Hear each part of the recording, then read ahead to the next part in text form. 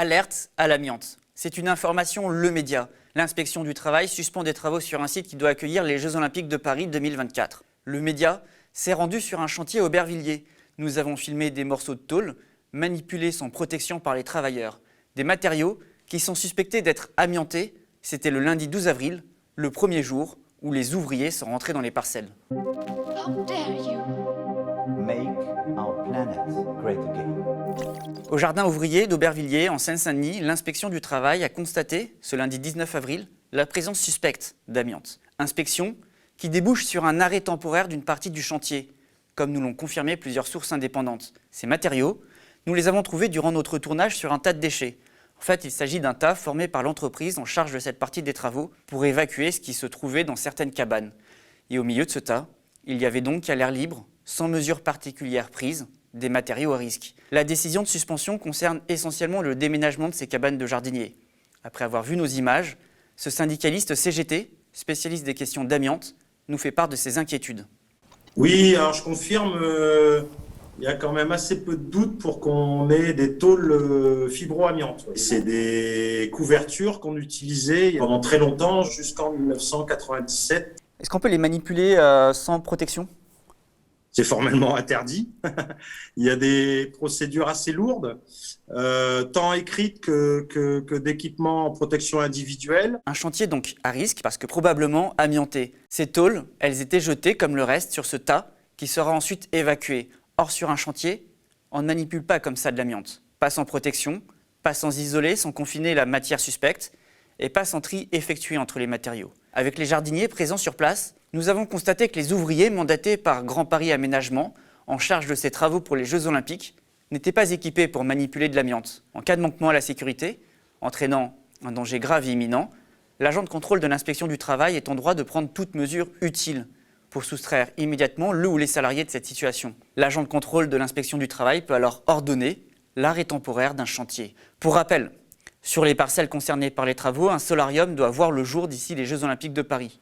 Cet espace de bronzage doit aborder une piscine olympique qui sera construite sur le parking voisin. Pourtant, selon le collectif Sauvant les Jardins ouvriers d'Aubervilliers, ce solarium aurait pu être construit sur le toit de la piscine, ce qui permettrait de préserver les parcelles des jardins des Vertus et donc d'éviter les travaux. La piscine, on peut modifier les plans. C'est facile de modifier les plans. On a un architecte dans le collectif depuis le début, depuis septembre l'année dernière. Lui, il dit mettez les équipements sur le toit. On l'a dit à la maire d'Aubervilliers, on l'a redit à la sous-préfète. On lui a dit mettez les équipements sur le toit, c'est facile. Il y a plein de piscines avec des équipements sur les toits ou en sous-sol. Enfin, il n'y a pas nécessité d'avoir un tel étalement en fait. On peut modifier les plans. Les architectes de SPI Batignolles peuvent modifier les plans. S'il y a une volonté pour le faire, c'est possible. Donc, on peut se poser la question du pourquoi ils ne le font pas. Mais ce n'est pas cette solution qui a été choisie. Alors, est-ce que Grand Paris Aménagement était au courant ? Ils n'ont pas répondu à nos différentes sollicitations. Du côté du maître d'œuvre qui coordonne les travaux, pas de commentaire. Il déclare ne pas avoir le droit de nous répondre. Quant à l'entreprise mandatée pour cette partie du chantier, elle n'a pas souhaité non plus s'exprimer, expliquant être dans la légalité et ne pas être en mesure de dire s'il y a de l'amiante ou non dans les cabanes qui doivent être démontées sur les jardins. Désormais, le maître d'ouvrage doit proposer un plan de retrait avec des mesures de prévention après diagnostic. Il faut ensuite attendre au moins 1 mois après l'envoi du plan de retrait pour reprendre les travaux. Frédéric Maud, de la Fédération nationale des salariés de la construction de la CGT, nous explique. Le désamiantage est très codifié dans le Code du travail. Si les conditions ne sont pas réunies, l'inspection du travail a devoir, il est obligé de le faire, il a le devoir de faire cesser le chantier et que le chantier ne puisse redémarrer qu'avec les conditions réunies. Cette suspension ne concerne pas le chantier de la piscine olympique qui se tient hors des jardins, ni la partie liée aux arbres à couper et déplacer, mais l'amiante, potentiellement présente sur une partie du chantier d'Aubervilliers, inquiète les jardiniers, d'autant plus que les risques liés à cette substance sont encore aujourd'hui sous-évalués. On a quand même à peu près environ 3000 morts par an reconnus amiante. Depuis un moment, ça ne baisse pas. 2019, on est à 2880, mais moins 0,3, donc on est à peu près à 3000 morts reconnus.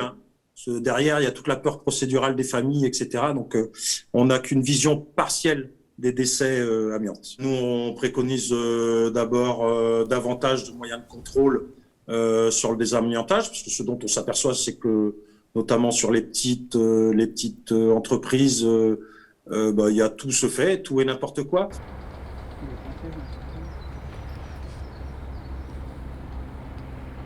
Trop nombreuses et trop nombreux sont celles et ceux à manquer d'informations sur la catastrophe écologique, à ne pas avoir les éléments qui permettent le déclic, la prise de conscience qu'aujourd'hui ça a commencé. Ce n'est pas du catastrophisme que de le raconter, que de décrire cette réalité. Nous vivons une ère d'effondrement écologique et de réchauffement climatique. Aux médias, nous mettons l'accent sur ce sujet, nous sommes plongés dans les données, les faits qui détaillent l'ampleur du problème. Nous essayons de vous en rendre compte parce qu'il est crucial de parler d'écologie, plus que jamais, alors que nous vivons une époque de pandémie, peut-être de confinement chronique, conséquence directe de cet effondrement écologique. Pour qu'on puisse continuer à en parler, aidez-nous, soutenez-nous. Le média se transforme, devient une SIC, une société coopérative, pour qu'ensemble nous soyons plus forts, que nous puissions raconter l'histoire de celles et ceux qui subissent ces phénomènes, ces catastrophes, de celles et ceux qui luttent, de celles et ceux qui cherchent des solutions. Je vous invite à nous rejoindre, à rejoindre la communauté des sociaux du média, à prendre des parts dans la coopérative. Vous aussi, devenez sociétaire, rejoignez-nous sur lemediatv.fr.